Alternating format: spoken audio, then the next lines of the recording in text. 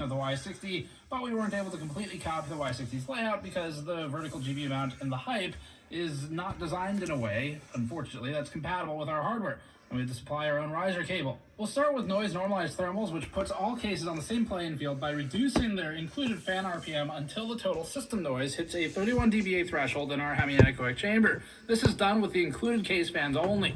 The first result is for CPU thermals and a torture workload. The best case on this chart was the Torrent at 46.4 degrees Celsius over ambient. The Height Y60 shows a massive increase in thermals as compared to the best of the best on this chart, allowing almost a 10-degree climb from the Torrent. That's a huge swing, but we already knew that the Y60 only ever achieved acceptable performance previously and was rarely among the best. The Hype, however, is actually terrible. It's officially the worst case we've tested with our 2024 methodology we debuted a couple weeks ago. So, congratulations.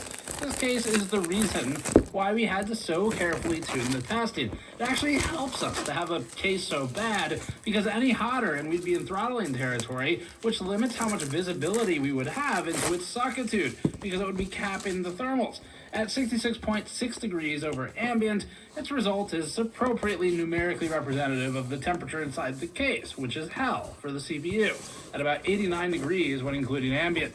Even for a copycat, this area of performance has no excuse for being so bad. The GPU thermals in the same test have the Hype down at 54 degrees over ambient. The range for these tests is generally fairly tight between the average cases, with most in the 45 to 48 degree range and the best in the low 40s. The open air testing shows just how restrictive modern power supply shrouds and panels can be to GPU intake, but the Hype result is at the bottom. Height's Y60, the real one, is predictably limited here as a result of the vertical mount, something we talked about in our review of the case, but it's still at least acceptable for seating a card back as far as possible. But the Hype case just completely drops the ball, especially considering this is one of the key areas of change from the Y60. This chart includes one of our new tests that we've been excited about with our case review rework. It includes VRM thermals, so that helps show the top of the case and gives us insight if it becomes a hotspot. It also shows the DDR5 RAM thermals with the SPD hub. The Hype continues to impress. It manages, once again, to be the absolute worst performer on the chart,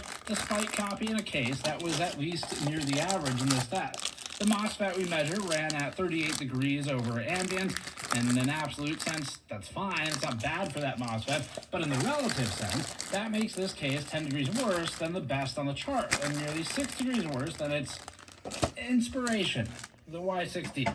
Memory temperatures are also massively increased here, with a ginormous jump from the previous worst on the chart, the Pop Air, to 31 degrees over ambient. It's about 10 degrees hotter than the Y60. That means if you're running particularly hot memory, or you were trying to overclock while buying a rip-off case for some reason, then you actually might limit the headroom for the memory. Now we'll increase the fan speeds of the case fans to 100% on all tested cases, leaving the GPU and